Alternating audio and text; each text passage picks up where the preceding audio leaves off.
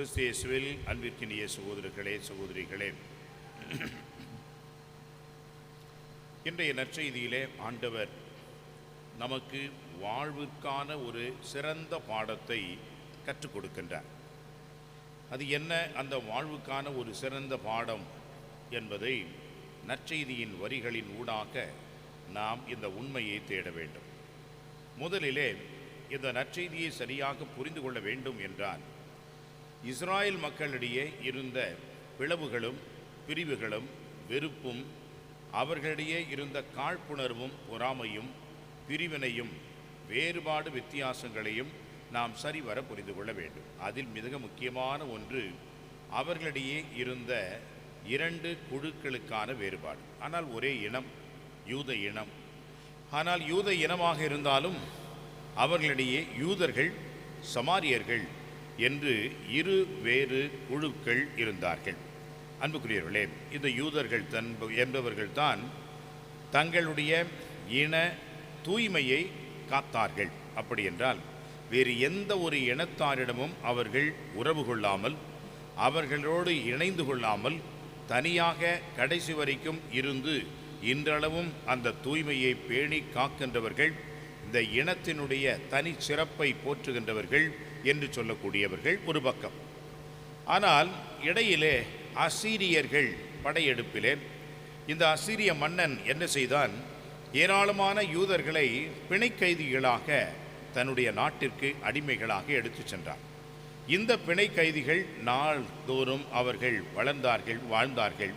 பிறகு என்ன நடந்தது என்று சொன்னால், பெண் கொண்டு பெண் கொடுத்து புதிய ஒரு வாழ்வு முறையையும் ஏற்றுக்கொண்டார்கள். எனவே யூதர்களும் அசீரியர்களுடைய படையெடுப்புக்கு பிறகு அவர்களோடு கலந்த பிற இனத்து மக்களும் சேர்ந்தவர்கள் தான் சமாரியர்கள். ஏனென்றால் இந்த யூதர்கள் அவர்கள் மீண்டுமாக அந்த பிணை கைதிகளுக்கு உரிய அந்த இடத்திலிருந்து, அடிமைத்தனத்திலிருந்து விடுதலை பெற்றவர்களாக மீண்டும் தங்களுடைய நாடு திரும்பிய வேளையிலே அவர்களை சேர்க்கவில்லை யூதர்கள் இங்கே இருந்தவர்கள். எனவே தான் அவர்களிடையே அந்த இனத்தோடு கலந்தவர்கள் என்று ஒரு வகையிலேயும், தூய்மையாக இனத்தை காத்தவர்கள் என்ற வகையிலேயும் இரு பெரும் பிரிவுகள் இருந்தது. இந்த ஒரு பிரிவினை நாள்தோறும் வளர்ந்தது. அவர்களிடையே மிகப்பெரிய பகைமை உணர்வு என்பது இருந்தது. அன்புக்குரியவர்களே, இதை சரி செய்வதற்காகத்தான் ஆண்டவர் இயேசு முயற்சி எடுக்கின்றார், முனைகின்றார். அந்த முயற்சியின் ஒரு முயற்சி என்பதுதான் இன்றைய நற்செய்தி. இப்பொழுது இயேசு எங்கே செல்ல இருக்கின்றார் என்று சொன்னால், எருசலேமை நோக்கி போகின்றார். காரணம், அவருடைய நேரம் வந்துவிட்டது. அவருடைய அந்த நாட்கள் இப்பொழுது கடந்துவிட்டது. அவர் எருசலேமுக்கு செல்ல வேண்டும். எருசலேமுக்கு எதற்காக ஆண்டவர் இயேசு செல்ல வேண்டும் என்று சொன்னால், முதலிலே அவர் சிறுவனாக இருந்த அந்த காலகட்டத்திலேயே அந்த எருசலேமுக்கு செல்ல வேண்டும் என்பது யூதர்களுடைய பழக்கம், அவர்களுடைய கட்டளையாக, சமய முறையாக இருந்தது. இந்த எருசலேமுக்கு இவர்கள் ஏன் சென்றார்கள் என்று சொன்னால், எருசலேமில் மட்டும்தான் தேவாலயம் இருந்தது. அந்த கோவிலுக்கு அவர்கள் சென்றார்கள். வேறு எங்கேயும் கோவில் இல்லை. குறிப்பாக பாஸ்கா விழாவை கொண்டாடுவதற்கு அனைத்து யூதர்களும் ஒன்றாக வருவார்கள். அப்படி ஆண்டுதோறும் ஒரு முறைக்காவது அந்த சிறுவம் முதல் ஆண்டவர் இயேசு எருசலேமுக்கு சென்ற பழக்கம் இருந்தது. ஆனால் அவருக்கு மட்டும்தான் தெரியும், எருசலேமில் தான் தனது இறுதி முடிவு என்பது இருக்கிறது, இறப்பு என்பது நிகழ இருக்கிறது, மீட்பு என்பது இந்த உலகம் அனைத்திற்கும் பெற ஒரு இடமாக இருக்கிறது என்று சொல்லி அந்த எருசலேமை நோக்கி, இந்த வார்த்தை வந்தாலே அவர் பாடுகள் பட போகிறார் என்று அர்த்தமாகும். எருசலேமை நோக்கி செல்ல தீர்மானித்து அவர் என்ன செய்கின்றார்? தன்னுடைய தூதர்களை அனுப்புகிறார். நீங்கள் போய் அதற்கான ஏற்பாடுகளை செய்யுங்கள் என்று சொல்லி அவர்களை அனுப்புகிறார். அன்புக்குரியவர்களே, சமாரியர்களுடைய ஊர் வழியாக இந்த யூதர்கள், யூத தூய்மை இனத்தவர்கள் அந்த வழியாக செல்ல மாட்டார்கள். அவருடைய தெருக்கள் வழியாக நடக்க மாட்டார்கள்.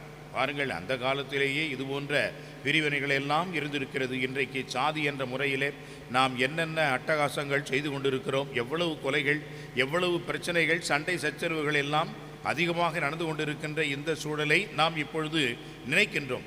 அந்த காலகட்டத்திலேயே, இயேசுவின் காலத்திலேயே அந்த இனத்திற்குள்ளாகவே இவ்வளவு பிரச்சனைகள் இருந்திருக்குது என்று நினைத்து பாருங்கள்.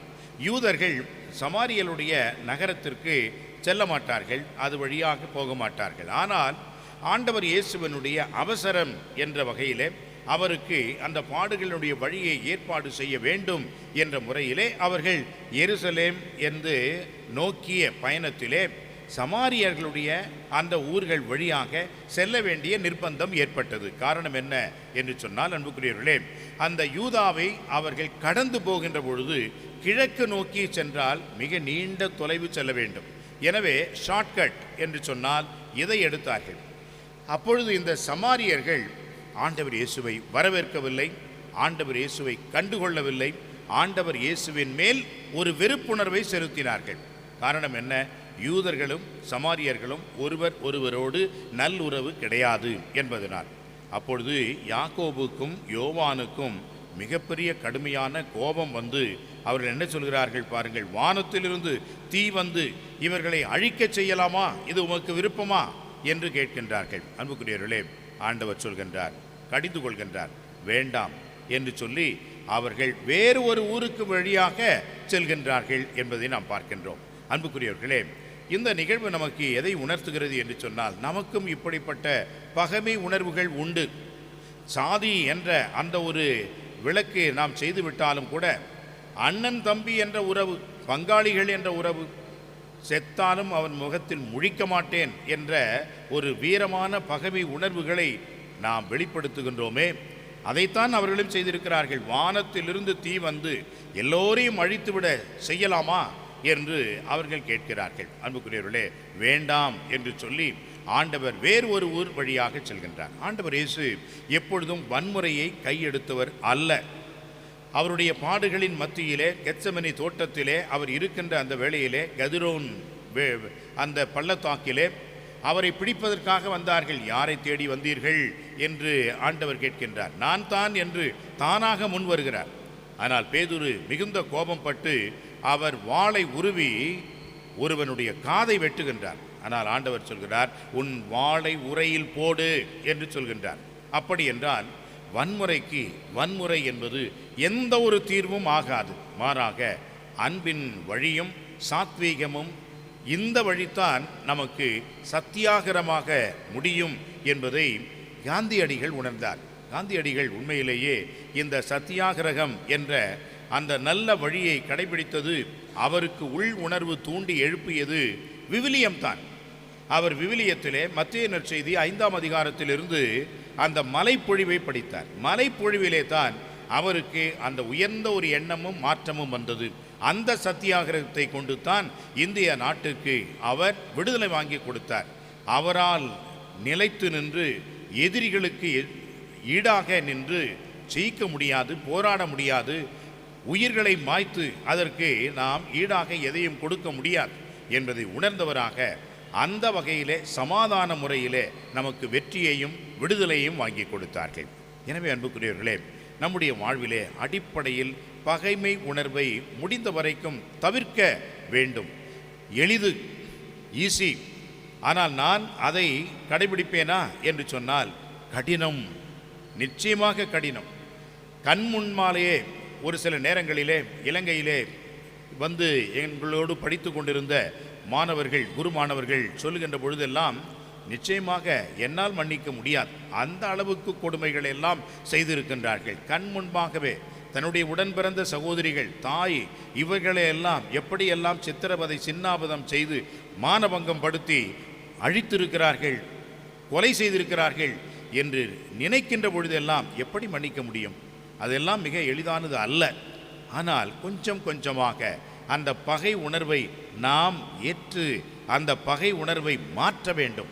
அப்பொழுதுதான் நமக்கும் நலம், அடுத்தவர்களுக்கும் அது பலன் என்பதை ஆண்டவர் இந்த சினத்திலிருந்து விடுதலை அடையவும், கோபத்திலிருந்து நாம் விடுதலை பெறவும், பகைமை உணர்வை நம்மிடமிருந்து எடுத்து எறியவும், உறவோடு வாழ வேண்டும் என்ற ஒரு உண்மையை நமக்கு உணர்த்துகிறார். இந்த உண்மை நம்முடைய குடும்பங்களிலேயும் உறவுகளிலேயும் இருக்க இறைவன் அருள் வேண்டி மன்றாடுவோம். ஆமென்.